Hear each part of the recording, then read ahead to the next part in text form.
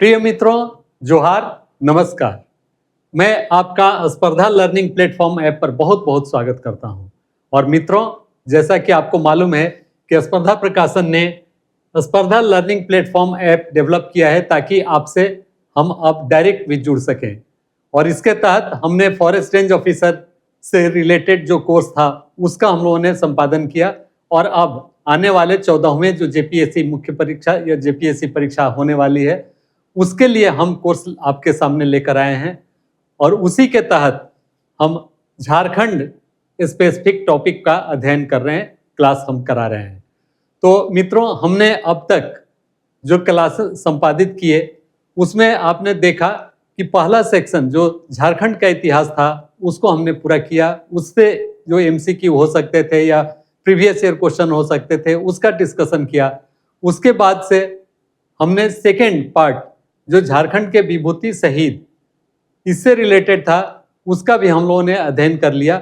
और अब उससे बचा हुआ उस पर बेस्ड जो 4 सालों में 4 परीक्षाओं में जेपीएससी ने पूछा है उन प्रश्नों के डिस्कशन के लिए हम आज के इस क्लास में आए हैं। तो मुझे उम्मीद है कि यह क्लास हमारे स्पर्धा लर्निंग प्लेटफॉर्म ऐप के थ्रू रजिस्टर्ड छात्रों के लिए तो उपयोगी होगा ही, साथ ही वैसे छात्रों के लिए भी उपयोगी होगा जो हमारे यूट्यूब चैनल से जुड़े हुए हैं और आने वाले समय में वो 14th जेपीएससी की परीक्षा की तैयारी कर रहे हैं। मित्रों, मैंने पहले भी कहा था कि प्रीवियस ईयर क्वेश्चंस काफी इंपॉर्टेंट होते हैं और उनसे परीक्षा में पूछे जाने वाले प्रश्नों की प्रकृति तथा उनके नेचर के बारे में पता चलता है।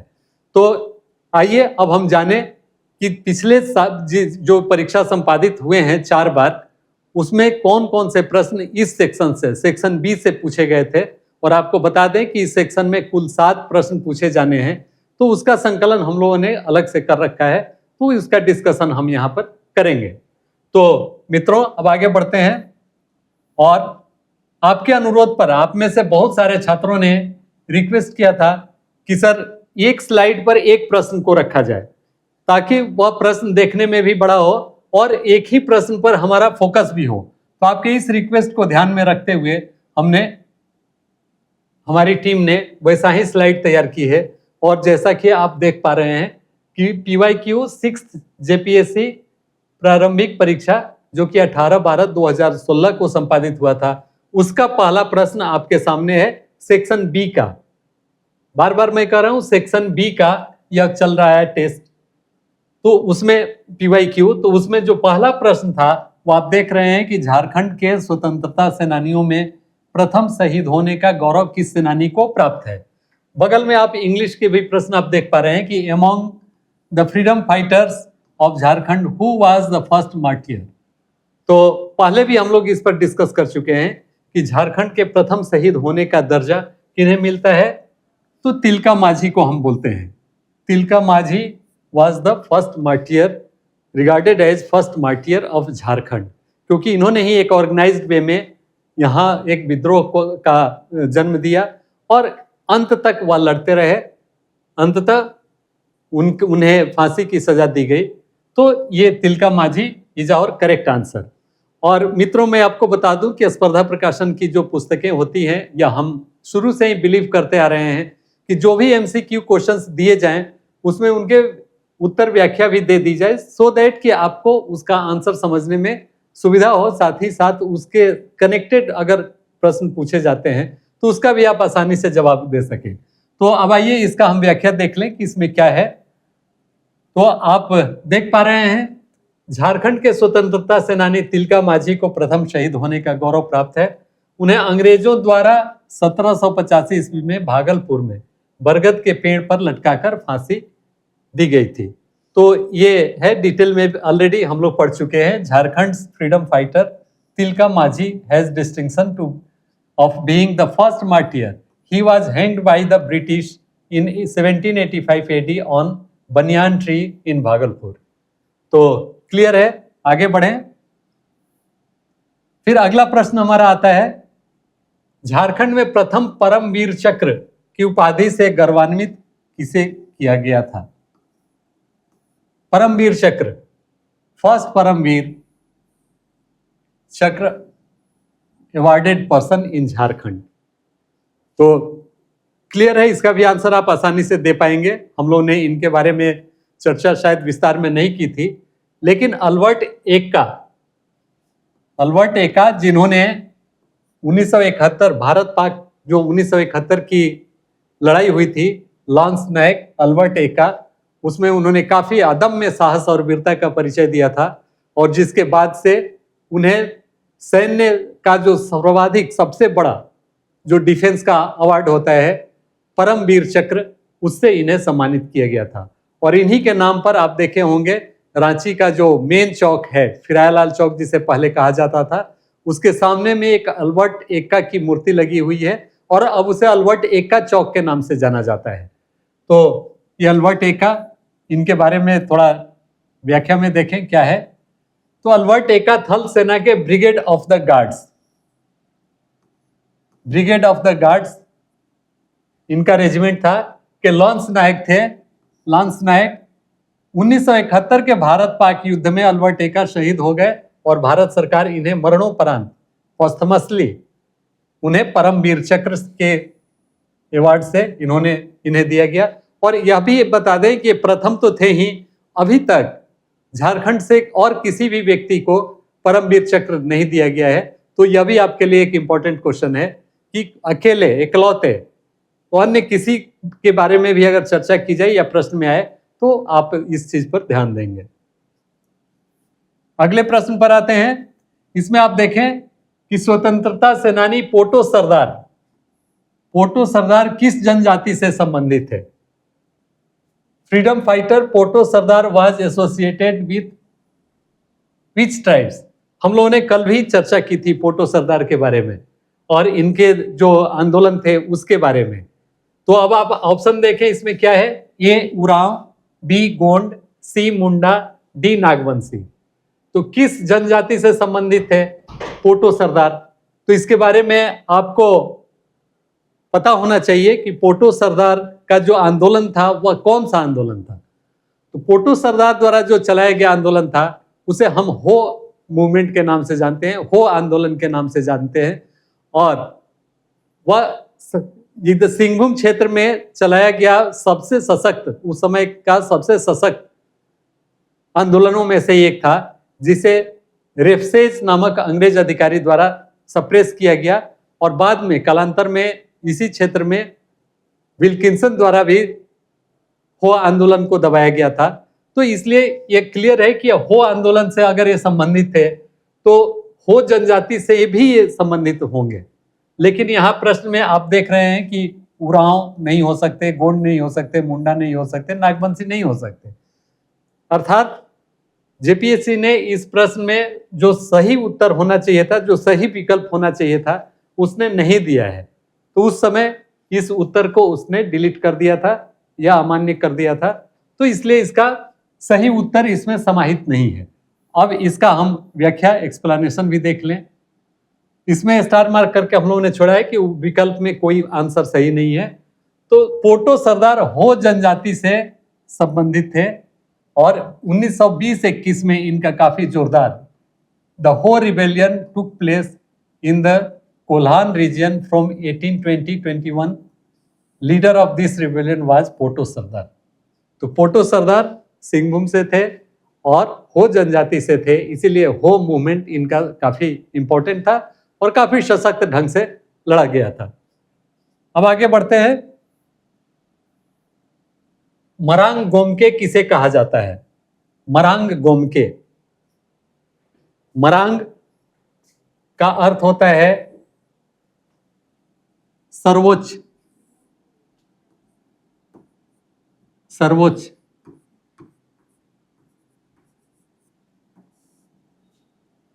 पहले भी आपने पढ़ा होगा मरांग बुरु। मरांग बुरु, बुरु का अर्थ पर्वत, मरांग का अर्थ सर्वोच्च। तो सबसे बड़ा जो पहाड़ है जिसकी पूजा लोग करते हैं ट्राइबल कल्चर में, मरांग बुरु का काफी बड़ा रोल होता है। तो यहां पर मरांग गोमके, मरांग का अर्थ सर्वोच्च और गोमके का अर्थ नेता या नायक, नेता। तो सर्वोच्च नेता का सम्मान किसे दिया जाता है? तो ऑप्शन आप देखें क्या क्या है। ऑप्शन में है जयपाल सिंह, के सिंह, शिबू सोरेन, बिरसा मुंडा। स्वाभाविक है, काफी महत्वपूर्ण लोग हैं सारे लोग, लेकिन जिसने झारखंड सेपरेशन के लिए या झारखंड स्टेट के लिए जिसने शुरू से ही आंदोलन किया, देश आजादी होने के बाद से ही, और जो यहाँ के भूभाग पर एक सर्वमान्य नेता के रूप में थे और काफी राजनीति में उनकी पहुंच थी, पकड़ थी, लोगों के ऊपर में, लोगों का उनके ऊपर काफी विश्वास था, वह थे जयपाल सिंह।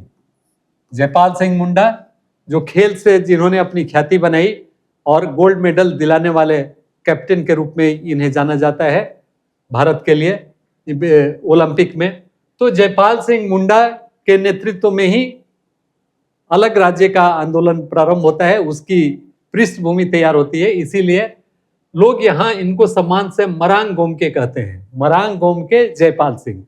और अभी हाल में यह शब्द और भी प्रचलित हुआ है क्योंकि झारखंड सरकार ने इनके सम्मान में एक बहुत ही महत्वपूर्ण स्कॉलरशिप देने की घोषणा की है और जिसे इम्प्लीमेंट भी किया जा रहा है, और वह है मरांग गोमके जयपाल सिंह पारदेशीय छात्रवृत्ति, जिसमें यहाँ के चयनित छात्रों को विदेशों के बहुत प्रतिष्ठित विश्वविद्यालयों में पढ़ने का मौका मिलता है, जिसमें यूरोपियन और इंग्लैंड के विश्वविद्यालय शामिल हैं।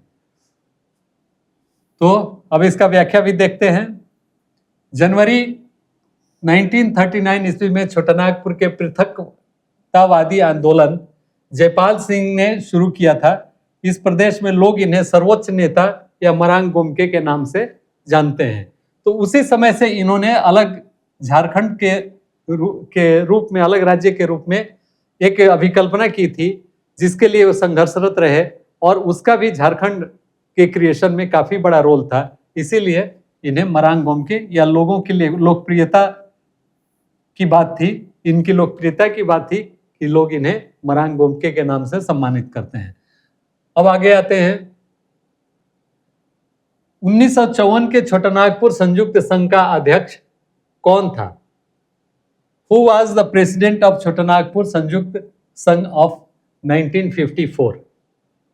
तो इसमें आपका सत्यदेव साहू, सुखदेव महतो, रामनारायण खलको, एमएल अग्रवाल।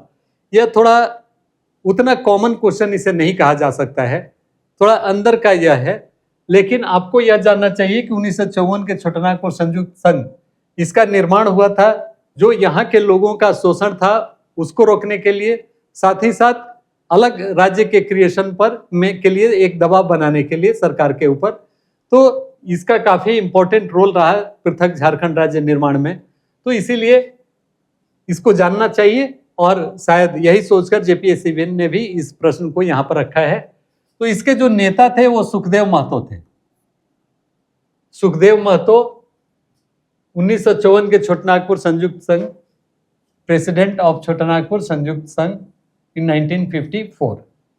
इसका एक्सप्लेनेशन देखें थोड़ा और क्लियर होगा।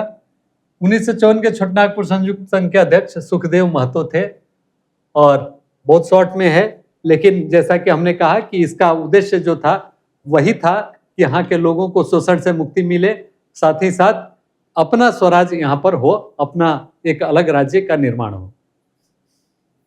अगले प्रश्न पर आते हैं। झारखंड के सदान का मुख्य व्यवसाय क्या है? इसमें हम लोग काफी डीप में पढ़ चुके हैं कि झारखंड के सदान कौन है, झारखंड के आदिवासी कौन है, और उस क्रम में शिकार, खेती, व्यापार, बुनाई करना। तो सबसे जो प्रासंगिक है एग्रीकल्चर। सदान की मुख्य पेशा जो थी वो खेती करना, और उसके साथ साथ वो और भी एक्टिविटी करते थे, लेकिन यहाँ पर मुख्य व्यवसाय के बारे में जिक्र किया गया है, main profession. So our answer will be agriculture. इसके बारे में भी आप देख लें।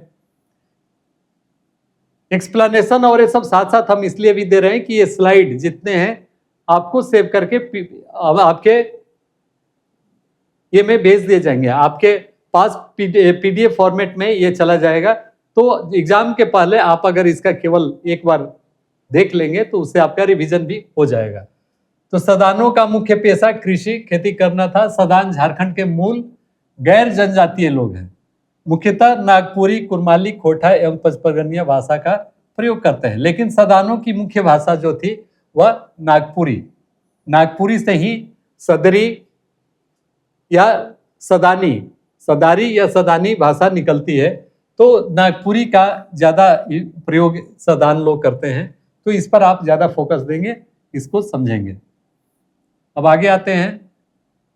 हमने कहा कि 7-7 प्रश्न पूछे जाते हैं इस सेक्शन से।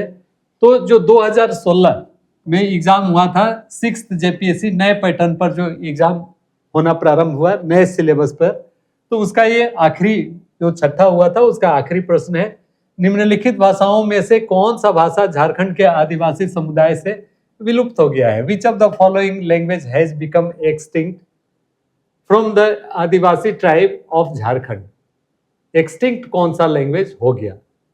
तो अब आप देखें, मुंडारी जारी है, कुड़ुक यह भी है, लोग बोलते हैं लिखते हैं, खड़िया यह भी लैंग्वेज है, असुरी, असुरी भाषा जिसका इस्तेमाल यहाँ के असुर लोग किया करते थे। और जैसा कि आपको बार बार बताया गया है कि असुर को यहाँ का मूल निवासी माना जाता है और यह माना जाता है मुंडाओं के आने के पूर्व से यहाँ रहते थे और वे असुरी भाषा का उपयोग करते थे।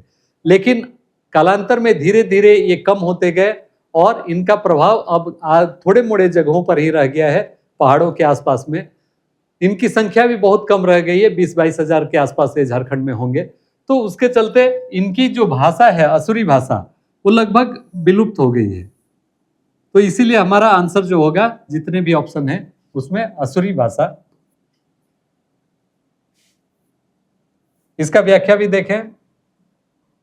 असुर का जिक्र ऋग्वेद, उपनिषद आदि ग्रंथों में मिलता है। इनकी भाषा असुरी है जो मुंडा ऑस्ट्रो एशियाटिक भाषा परिवार से संबंध रखती है। अब इनकी भाषा धीरे धीरे विलुप्त होती जा रही है। इसमें संथाली, हो, खड़िया, करमाली आदि भाषा परिवार सम्मिलित हैं। असुरी भाषा में का इन्होंने कहा जो मुंडा भाषा का ये है, तो अब इनकी भाषा विलुप्त होती जा रही है। यहाँ पर भी आप देखेंगे।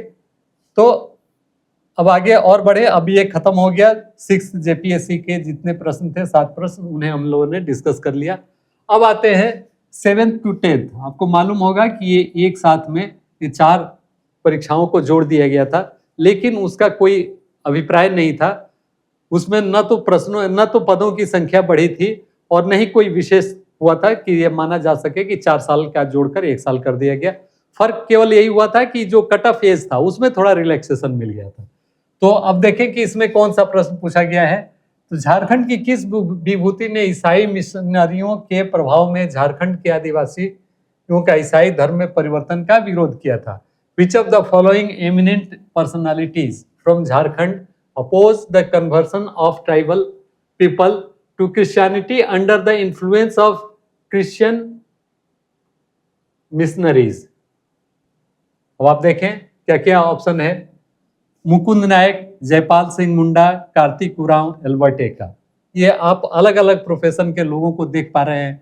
मुकुंद नायक जो आर्ट के फील्ड से हैं, जयपाल सिंह मुंडा वो अलग समय के में रहे हैं और वह एक राजनेता थे। कार्तिक उरांव ये भी राजनेता थे और एक शिक्षाविद भी थे। एल्बर्ट एक्का एक सैनिक थे। तो इसमें जो सबसे ज्यादा काम जिन्होंने इस फील्ड में किया था वह कार्तिक उरांव थे। कार्तिक उरांव जिनके बारे में हम लोगों ने पढ़ा कि लोहरदगा गुमला के रहने वाले थे और एक बहुत बड़े इंजीनियर थे। ये बाहर इंग्लैंड में जो उनकी साइंटिफिक रिसर्च लेबोरेटरी थी उसके एक डिजाइनर में से थे। और इन्हें ये जब इंडिया आए तो यहाँ भी इन्होंने एचईसी के स्थापना में सुपरिटेंडेंट की जिम्मेवारी ली और उसमें बहुत महत्वपूर्ण रोल प्ले किया, जो झारखंड में जिसे मदर ऑफ प्लांट्स कहा जाता है। मदर ऑफ प्लांट्स मतलब एचईसी में हेवी इंजीनियरिंग कॉरपोरेशन उसका फुल फॉर्म है। वहाँ जो कारखाना एस्टेब्लिश करने के लिए पार्ट्स हो सकते थे, मशीन हो सकते थे, उसका निर्माण वहाँ पर हुआ और वो इनके देखरेख में हुआ था, कार्तिक उरांव जी के देखरेख में। और यही नहीं, बाद में राजनीति से भी जुड़े और लोहरदगा से ये एमपी भी बने और इनका कंट्रीब्यूशन काफी रहा। तो इन्होंने एक कोशिश की थी कि ईसाई धर्म में लोगों का ज्यादा प्रवेश न हो सके, क्योंकि ईसाई मिशनरीज जो थी वो खासकर जो ट्राइबल एरिया में जहाँ पर लोग डेवलप नहीं थे, एजुकेशन का माहौल नहीं था, वहां पर तरह तरह के प्रलोभनों से उन्हें इस धर्म में शामिल होने के लिए उत्साहित कर रही थी, जिसका अपोज इन्होंने किया था। कार्तिक उरांव ने आदिवासी समाज के सर्वांगीण विकास के लिए अखिल भारतीय आदिवासी विकास समिति की स्थापना की थी और इसके थ्रू इन्होंने कोशिश की कि इनका धर्मांतरण रुके। तो Kartik Oraon established the all India tribal development committee for the all round development of the tribal society. Clear? तो अब फिर और आगे बढ़ते हैं अगले प्रश्न की ओर। अब इसका दूसरा प्रश्न, बीपी केसरी यहाँ के एक प्रमुख व्यक्तित्व और यहाँ के चिंतक लेखक। तो बीपी केसरी के अनुसार निम्नलिखित में कौन साधान नहीं है? According to BP Keshari, which of the following caste is not considered as Sadhan? तो स्वाभाविक है, भोक्ता तो हैं, स्ट्रगल कर रहे हैं, ये साधान नहीं है, ये ट्राइबल होने के लिए कर रहे हैं। नॉट साधान, ये अभी के डेट तक ये साधान हैं, ये कोशिश कर रहे हैं कि इन्हें ट्राइब्स में शामिल कर लिया जाए और हो सकता है कि आने वाले कुछ वर्षों में, कुछ समय में इन्हें भी ट्राइबल ग्रुप में शामिल कर ली जाए और ये शायद 34वें ये ट्राइब्स झारखंड के बन जाए। तो ये तो हैं ही, तेली भी हैं, भोक्ता हैं, तूरी हैं। भूमिहार जो कास्ट है वह झारखंड की नहीं है और अब भले लोग बस गए हों, लेकिन यह मुख्यतः बिहार, उत्तर प्रदेश आदि राज्यों की जाति हैं। तो इसलिए भूमिहार यहाँ के सदान नहीं होते हैं। और सदान का अर्थ जैसा पहले ही बताया गया, जो कि बहुत पहले से यहाँ रह रहे हों और इस भूमि को अपना चुके हों, उनका इसके सिवा अन्यत्र कहीं निवास नहीं हो, तो वैसे में भूमिहार नहीं आते हैं। तो ये this is our correct answer. तो Bhumihar is our correct answer, ये सदान के कैटेगरी में नहीं है। इसका एक्सप्लेनेशन क्या है? भाषाई दृष्टि से वह गैर जनजातीय व्यक्ति जिसकी भाषा मौलिक रूप से मातृभाषा की तरह खोरठा, नागपुरी, पचपरगनिया और कुरमाली है, वह सदान है भाषाई दृष्टि से।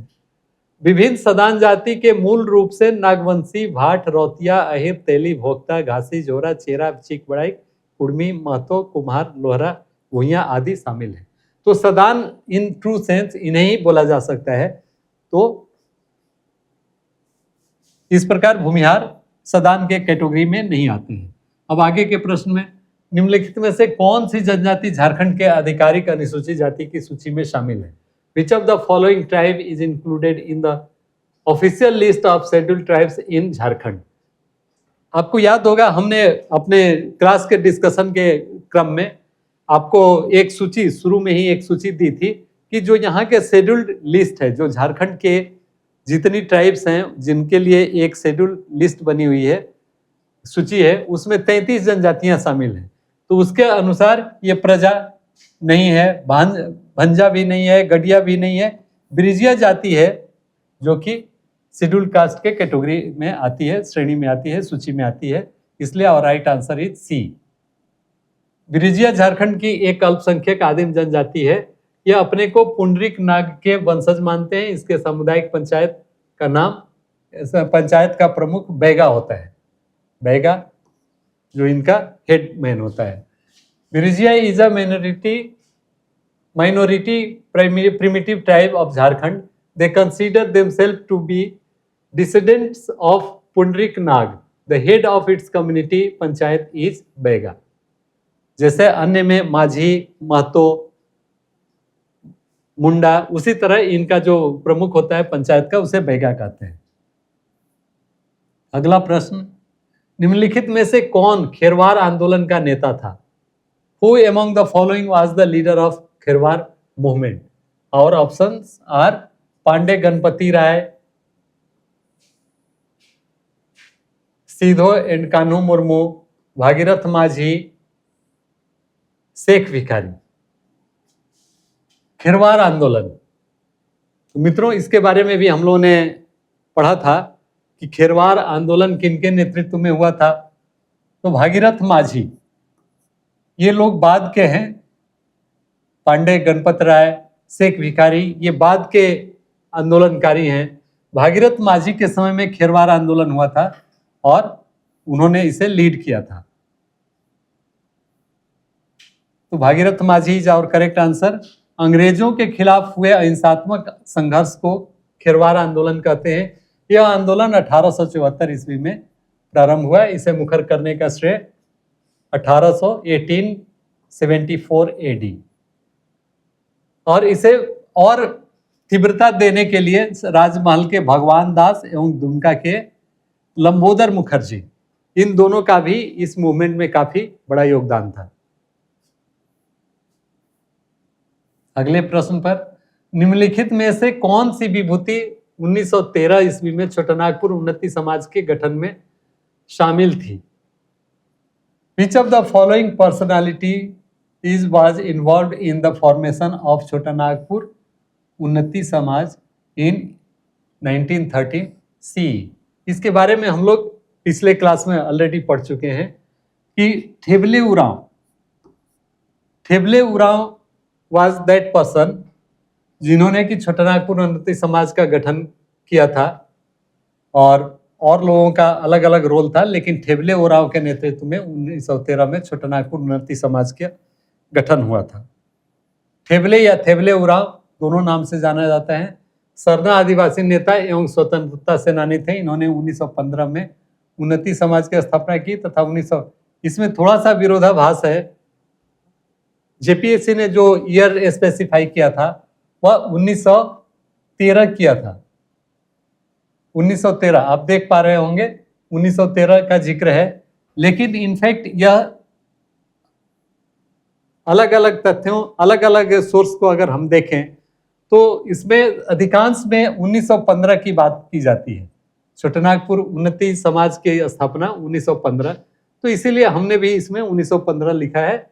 Leader and freedom fighter, he founded the उन्नति समाज इन 1915 एंड द किसान सभा, इनका एक और इम्पोर्टेंट है, किसान सभा का 1931 में इन्होंने फॉर्मेशन किया था और सरना आदिवासियों की ईसाईकरण के विरोध में इन्होंने अनेक कार्य किए।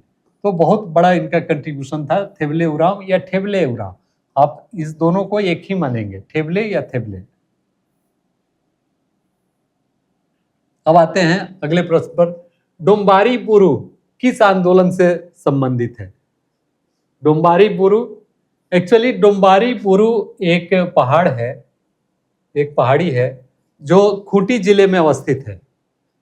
तो किस आंदोलन से संबंधित है और क्यों इसका महत्व है इतिहास में? तो शायद हमने डिस्कशन की थी या स्लिप कर गया होगा, लेकिन यहाँ पर हम जान लें। डोम्बारी बुरु इनफैक्ट ये किससे रिलेटेड है? ताना भगत, हो रिवोल्ट, संथाल हुल, बिरसा उल गुलान। तो बिरसा उल गुलान से यह रिलेटेड है क्योंकि बिरसा का जो कर्म क्षेत्र था वह खूंटी था और खूंटी के आसपास का क्षेत्र, खूंटी रांची वाला इलाका, तो वहां पर ये डोम्बारी बुरु एक पहाड़ी है और जहां पर बिरसा मुंडा बराबर वहां पर मीटिंग करते थे और लोगों से मिलते जुलते थे, उन्हें जागरूक करते थे। तो वैसे ही ये डोम्बारी बुरु के पास उसकी तलहटी में वह एक मीटिंग और सभा कर रहे थे। देखें, एक्सप्लेनेशन से आपका क्लियर हो जाएगा कि डोम्बारी बुरु वर्तमान खूंटी जिले के मोरटू प्रखंड में है। 1899 ईस्वी में, very important, 1899, 1899, in 1899 the British surrounded and killed innocent people in Dombari Buru with bullets. Birsa Munda was holding a meeting with 12 of his followers at this place. It is called Jallianwala Bagh of Jharkhand. तो ये भी प्रश्न आपसे पूछा जा सकता है कि किस इंसिडेंट को जालियांवाला बाग कहा जाता है। इंपॉर्टेंट क्वेश्चन ये बन सकता है because Birsa Munda was a very prominent and important personality of Jharkhand, and many questions were asked in previous year. So you can remember this Dombari Buru as Jallianwala Bagh of Jharkhand.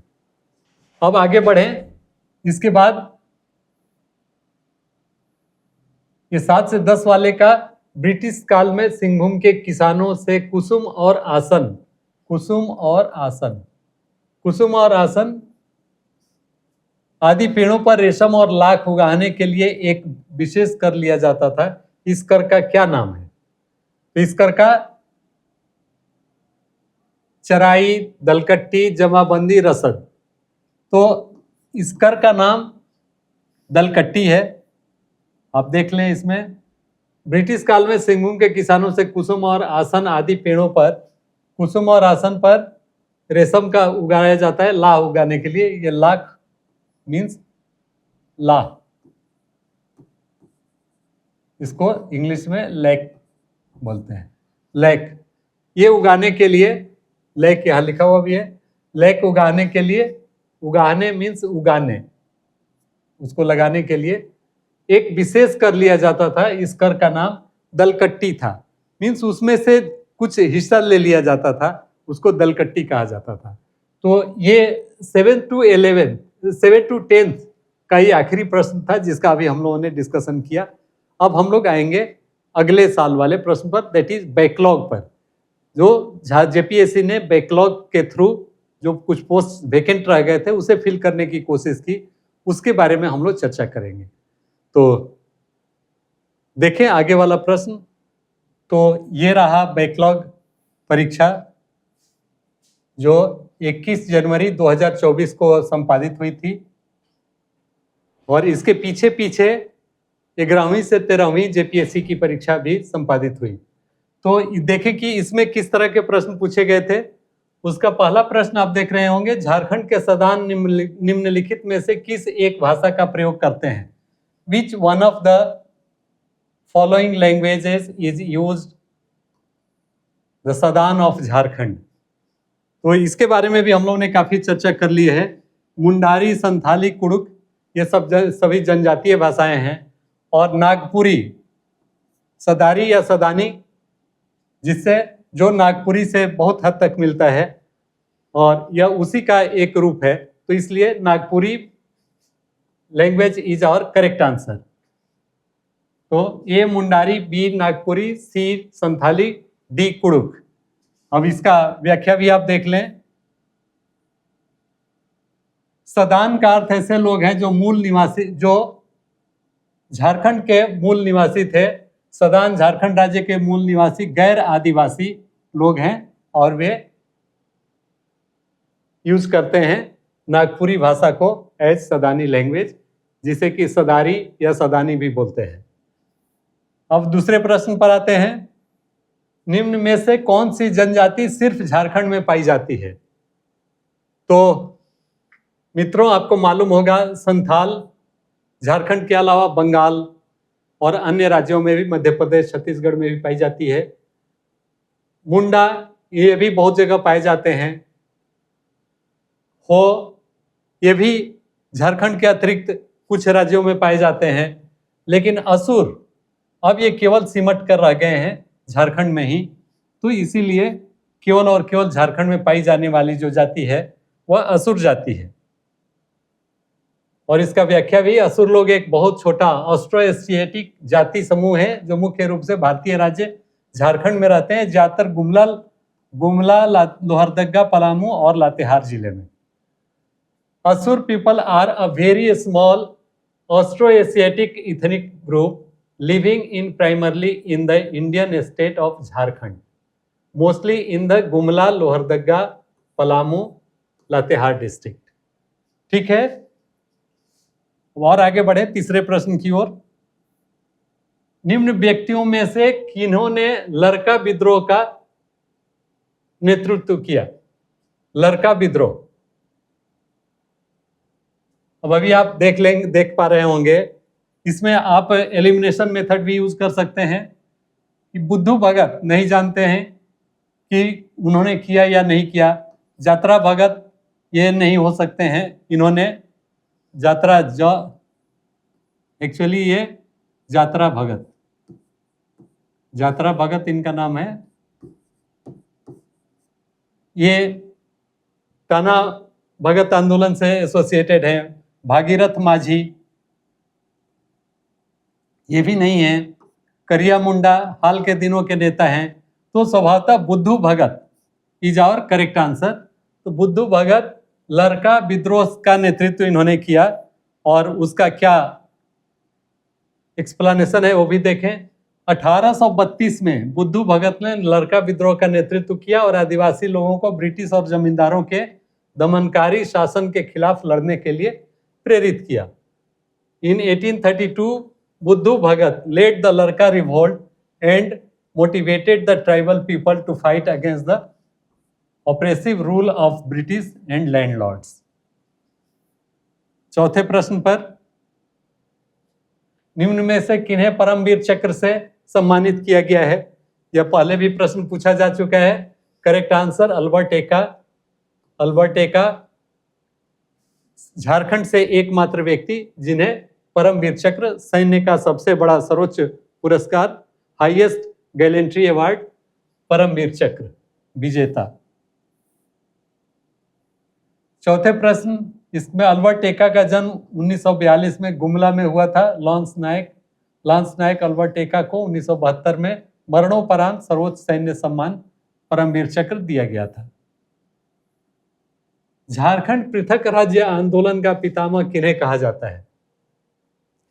यह प्रश्न ही फिर रिपीट हो रहा है, आप देख रहे हैं। करेक्ट आंसर, जिसके बारे में हम लोग चर्चा कर चुके हैं, वो जयपाल सिंह महासभा के अध्यक्ष बने। वह एक थे मरांगोम के, भी इन्हें कहते हैं। आगे बढ़ते हैं छठे प्रश्न पर, भारत के प्रथम राज्यपाल, झारखंड के प्रथम राज्यपाल कौन थे? Who was the first governor of Jharkhand? बहुत कॉमन सा प्रश्न है, इसके बारे में भी चर्चा की जा चुकी है। प्रभात कुमार जो एक आईपीएस ऑफिसर भी थे, उन्हें अलग हुए, बिहार से अलग हुए झारखंड राज्य का प्रथम राज्यपाल नियुक्त किया गया था और उस समय प्रथम मुख्यमंत्री होने का श्रेय बाबूलाल मरांडी जी को है, जो भाजपा लेड गवर्नमेंट के मुख्यमंत्री नियुक्त किए गए थे। झारखंड के पहले राज्यपाल प्रभात कुमार थे, जिन्होंने 2000 से 2002 तक सेवा की थी। अब आते हैं, किल्ली क्या है? किल्ली या किली दोनों एक ही हैं। किली ऐसे भी आप लिखा हुआ देखेंगे कहीं कहीं, किल्ली, तो दोनों एक ही वर्ड है। किल्ली क्या है? तो एक पुरखे से संबद्ध लोग, people belonging to one ancestor, a place where mundas worship, a place where domesticated animals are kept, मंडप built for marriage। तो एक पुरखे से संबद्ध लोग, दूसरा ऑप्शन है मुंडाओं का पूजा स्थल, वह स्थान जहां पालतू पशुओं को रखा जाए, विवाह हेतु बनाया गया मंडप। तो पहले भी हम लोग इसके बारे में पढ़ चुके हैं कि खूंट, जिस प्रकार खूंट कहते हैं मुंडा लोग एक परिवार को, उसी तरह से किल्ली उरांव लोग अपने एक परिवार को उरांव कहते हैं। एक पुरखे से संबद्ध लोग को एक किल्ली कहा जाता है, तो इसलिए और आंसर इज ए। अगला प्रश्न, इसी में उरांव जनजातियों में कुलों को किल्ली कहा जाता है। Clear, clans in Oraon tribes are called killi, people belonging to one ancestor, that is clan. अगले प्रश्न पर आ जाएं। अब 7 प्रश्नों को हम लोगों ने देख लिया बैकलॉग का। अब आ जाते हैं जो लेटेस्ट एग्जाम अभी संपन्न हुआ, खत्म हुआ, जो 342 या 62 पदों के लिए हुआ था, जिसके लिए नियुक्ति पत्र भी बढ़ चुका है। अब इसी के बाद हमारा 14वां जेपीएससी शुरू होने वाला है। तो इसमें देखें कि किस तरह के प्रश्न पूछे गए थे और क्या इनमें भी रिपीटेशन है या नहीं, या हम इस कंडीशन में हैं कि नहीं कि इन सारे प्रश्नों का उत्तर कर सकें। तो पहले प्रश्न पर आते हैं। पहला प्रश्न है, झारखंड का कौन सा जिला बिरसा आंदोलन का मुख्य केंद्र था? जिला पूछा जा रहा है। Which district of Jharkhand was the main centre of Birsa movement? तो इस पर भी हम लोगों ने चर्चा कर ली है कि खूंटी ही बिरसा मुंडा का मूवमेंट का सेंटर था, और वहीं पर डंबारू गुरु में जिसके बारे में अभी हम लोगों ने पढ़ा, वहां पर जो मीटिंग हो रही थी जिसमें अंग्रेजों ने गोलियां चलाई और जिसमें बहुत सारे लोग शहीद हो गए, जिसे झारखंड का जलियांवाला बाग इंसिडेंट माना जाता है, वह हुआ। तो स्वाभाविक तौर पर Khunti is our correct answer. इसका एक्सप्लेनेशन भी आप देखें। बिरसा आंदोलन 1895 में मुंडा जनजाति की सामूहिक खेती व्यवस्था यानी खुटकट्टी को रोकने के लिए शुरू हुआ और इसे बैठ बेगारी से बदल दिया गया। खुटकट्टी जो व्यवस्था थी उसको अंग्रेज चाहते थे कि वह रुके और उसके जगह पर बैठ बेगारी, जो कि उनके लिए श्रम करें और तरह तरह के उत्पाद तैयार करें जिनसे कि वो इंटरनेशनल मार्केट में अधिक मुनाफा कमा सकें, इसके लिए बैठ बेगारी जो उनके द्वारा सिस्टम लाया गया, उसके विरोध करने के लिए इस बिरसा आंदोलन का शुरुआत में इसकी शुभारंभ हुई। और वो चाहते थे अंग्रेज कि जो श्रम के माध्यम से शोषण को बढ़ावा देता था, बैठ बेगारी, और इस आंदोलन को उलगुलान के नाम से भी जाना जाता है। इस आंदोलन का मुख्य केंद्र खूंटी था। उलगुलान के बारे में भी मैंने बार बार आपसे जिक्र किया है कि उलगुलान मीन्स महान हलचल, जिसने की पूरी क्रांति का जन्म दिया या पूरे क्षेत्र को उद्वेलित किया, उसको उलगुलान के रूप में यहाँ बोला जाता है। तो बिरसा आंदोलन के बारे में यह प्रश्न है जो ऑलरेडी पहले भी एक बार पूछा जा चुका है। फिर दूसरा प्रश्न है, जतरा ताना भगत ने किस वर्ष शुद्धि आंदोलन की शुरुआत की? शुद्धि आंदोलन, जतरा ताना भगत, इन विच ईयर डिड जतरा ताना भगत स्टार्ट द शुद्धि मूवमेंट? हम लोगों ने पहले भी देखा है कि इसकी टाना मूवमेंट का शुरुआत वर्ष 1914 है, जहां से कि यह मूवमेंट शुरू होता है। और यह एक तरह से रिलीजियस मूवमेंट था जिसने कि बाद में अहिंसक रूप से यहाँ के फ्रीडम स्ट्रगल में भी अपने को इन्वॉल्व कराया। और गांधी जी के अहिंसक आंदोलनों से यह काफी प्रभावित रहा, जिसके चलते इन्होंने गांधी जी को बहुत हद तक मदद की। उनके डिफरेंट असहयोग आंदोलन हो या सिविल डिसोबीडियंस, उसमें भी इन्होंने काफी मदद की। तो ताना भगत आंदोलन 1914 में जतरा उरांव के नेतृत्व में एक धार्मिक पंथ के रूप में शुरू हुआ, जिन्होंने एकेश्वरवाद, मांस मदिरापान, आदिवासी नृत्य और झूम खेती की वकालत की। ये दो थोड़े डिफरेंट है और आसानी से डाइजेस्ट होने वाले नहीं है। Tana Bhagat movement started in 1914 as a religious cult under the leadership of Jatra Uram, who advocated monotheism, meat drinking, tribal dance, and Jhum Reti, Jhum Kheti. Jhum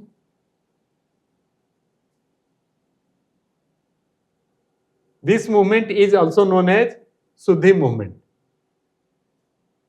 झूम कल्टीवेशन का इसने सपोर्ट किया, नाच गान नृत्य पर प्रतिबंध, एकेश्वरवाद, मांस मदिरापान का पर रोक, इसकी इसने एडवोकेसी की। और झूम खेती की वकालत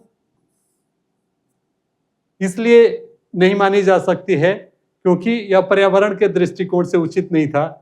और हालांकि उस समय तक लोग इतने अवेयर नहीं थे कि पर्यावरण संरक्षण के प्रति उनका नजरिया उस समय तक नहीं बन पाया था, शायद इसीलिए उन्होंने इसकी एडवोकेसी की। आदिवासी नृत्य को उन्होंने एक तरह से बैन करने की बात कही। तो ये भी चूंकि यह तो शुरू से ही इस पार्ट का, इस भूमि का वो हिस्सा रहा है, इसलिए वह सही नहीं कहा जा सकता। जिन्होंने एकेश्वरवाद, मांस मदिरापान, आदिवासी नृत्य और झूम खेती की वकालत की, झूम खेती की वकालत की, लेकिन इतने का प्रतिबंध उन्होंने कहा और उन्होंने इस पर रोक की मांग की। 1955-56 के हुल का नेतृत्व हजारीबाग में किन्होंने किया? हुल का नेतृत्व हजारीबाग में किसने किया? आप देखेंगे हुल हजारीबाग में किसने किया?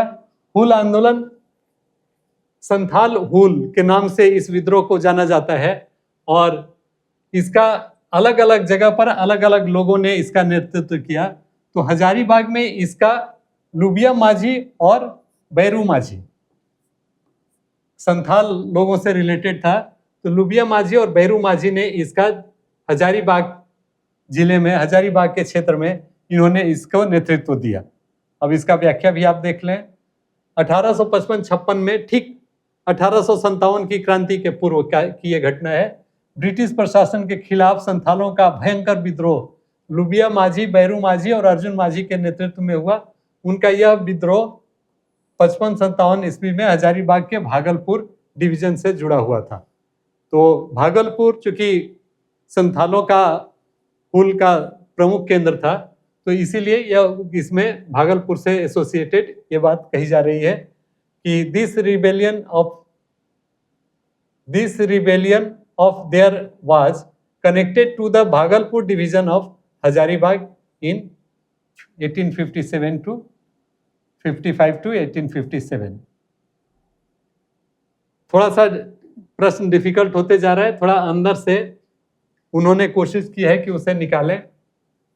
और उसी क्रम में ये चौथा प्रश्न भी आप देखें, रामजीत हांसदा बुधराय किस्कू और चांदराय टुडू निम्न में से किस आंदोलन से जुड़े थे? Ramjit Hansda, Budhrai Kisku and Chandrai Tudu were associated with which of the following movement? First one is Santhal Hul, second non-cooperation, third individual, and fourth D Paharia rebellion. तो ये सभी लोग लेटर 19वीं सदी के प्रारंभ में जो भारत में आंदोलन हुए स्वतंत्रता संग्राम के, उससे रिलेटेड ये लोग थे। और स्वाभाविक है कि हुल असहयोग, हुल पहाड़िया विद्रोह नहीं हो सकता था, असहयोग आंदोलन, व्यक्तिगत सत्याग्रह, तो ये व्यक्तिगत सत्याग्रह से जुड़े हुए लोग थे। तो और करेक्ट आंसर इज व्यक्तिगत सत्याग्रह। अब इसका एक लाइन का एक्सप्लेनेशन है, हालांकि और होना चाहिए था। रामजीत हांसदा, बुधराय किस्कू तथा चंद्राय टुडू व्यक्तिगत सत्याग्रह से जुड़े थे। Ramjit Hansda, Kisku, Chandrai Tudu were associated with the individual व्यक्तिगत सत्याग्रह। अब इसके 5वें प्रश्न को देखें। आप इसमें देख पा रहे होंगे कि ये मॉडर्न पार्ट से ज्यादा प्रश्न इसमें पूछा जा रहा है। और उसी से एक रिलेटेड यह भी है, असहयोग आंदोलन के नायक गोपबंधु दास का संबंध निम्न में से किस क्षेत्र से था? Gopabandhu Das, the hero of the non cooperation movement, was related to which of the following regions? Palamu, Seraikela, Hazaribagh, south Chotanagpur. तो इसका आंसर हजारीबाग है। गोपबंधु दास काफी चर्चित व्यक्ति नहीं रहे हैं, लेकिन फिर भी इस क्षेत्र के हैं और इन्होंने अपना कंट्रीब्यूशन दिया था, इसलिए इनसे प्रश्न पूछ लिया गया है। अब इसका एक्सप्लेनेशन देखें, यहाँ पर आपके लिए है। उड़ीसा के पुरी में जन्मे प्रसिद्ध साहित्यकार और स्वतंत्रता सेनानी गोपबंधु दास ने असहयोग आंदोलन में भागीदारी के लिए उड़ीसा, उस समय सरायकेला, खरसावां सहित उड़ीसा के लोगों को एकजुट करने के लिए अथक प्रयास किया और अपने समाचार पत्र समाज में संघर्ष के बारे में विस्तार से लिखा। एक्चुअली यह जो पोर्शन था, ये सरायकेला खरसावां का क्षेत्र वह उड़ीसा के अंतर्गत ही था। तो इसीलिए इस क्षेत्र में ये उड़ीसा के पुरी में जन्मे और साहित्यकार थे, तो इन्होंने यहाँ पर रह के और कार्य किया, तो इसलिए इनसे रिलेटेड इस प्रश्न को पूछा गया है। और आगे आते हैं 6ठे प्रश्न पर। झारखंड के तीसरे राज्यपाल कौन थे? यह थोड़ा प्रश्न ज्यादा अंदरूनी है और शायद क्रोनोलॉजी के ख्याल से इसको दे दिया गया हो कि राज्यपाल की सूची या मुख्यमंत्रियों की सूची का भी एक बार आप अध्ययन कर लें कि झारखंड में जो जो व्यक्ति थे, प्रोमिनेंट थे, झारखंड के विभूति के श्रेणी में जिन्हें रखा जा सकता है, चाहे वो जिस भी हैसियत से इस क्षेत्र की सेवा किए हों, किसी पदाधिकारी के रूप में, चाहे संवैधानिक पद के अनुकूल उस पर सुशोभित होकर, तो उनके बारे में भी आपको जानकारी रखनी चाहिए। तो यह भी थोड़ा आसान प्रश्न नहीं है, इसके लिए भी आपको जानना होगा कि कितने अब तक राज्यपाल हुए और उनका क्रम क्या क्या था। तो इसीलिए इसमें तीसरे के बारे में पूछा जा रहा है। तो तीसरे राज्यपाल के रूप में अगर हम चर्चा करें तो सैयद सिबते रजी ये तीसरे राज्यपाल थे और हमने इसीलिए एक सूची चारों राज्यपालों से संबंधित एक सूची हमने यहाँ पर डलवा दी है, जिसमें राज्यपाल और प्रभात कब प्रभार ग्रहण किए। तो प्रभात कुमार गवर्नर 15 नवंबर 2000 टू 3 फरवरी। फर्स्ट सेकेंड वीसी पांडे, ये हालांकि अतिरिक्त प्रभार में थे। VC Pande 4 Feb to this 14 जुलाई 2002। एम रमा जोइस 15 जुलाई 2002 टू 11 जून 2003। और वेद मारवा 12 जून 2003 से 9 दिसंबर 2004। तो ये इनका क्रम है, और इसीलिए यहाँ पर आप देख पा रहे होंगे कि यहाँ पर इन सबों का नाम इसीलिए दिया हुआ है।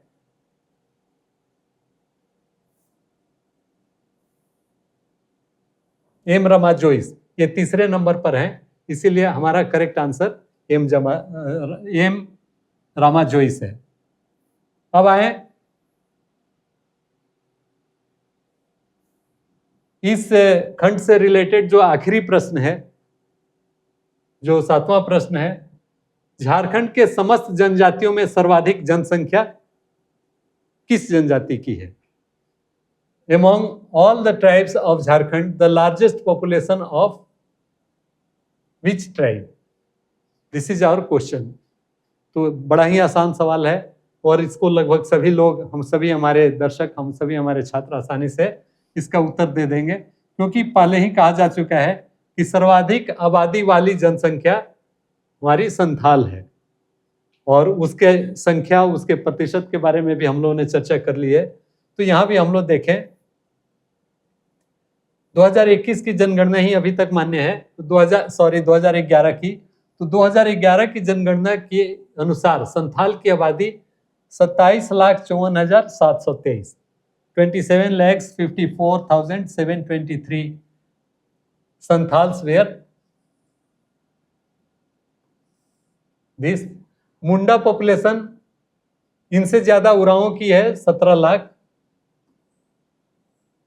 उसके बाद थर्ड में मुंडा जनजाति का स्थान आता है।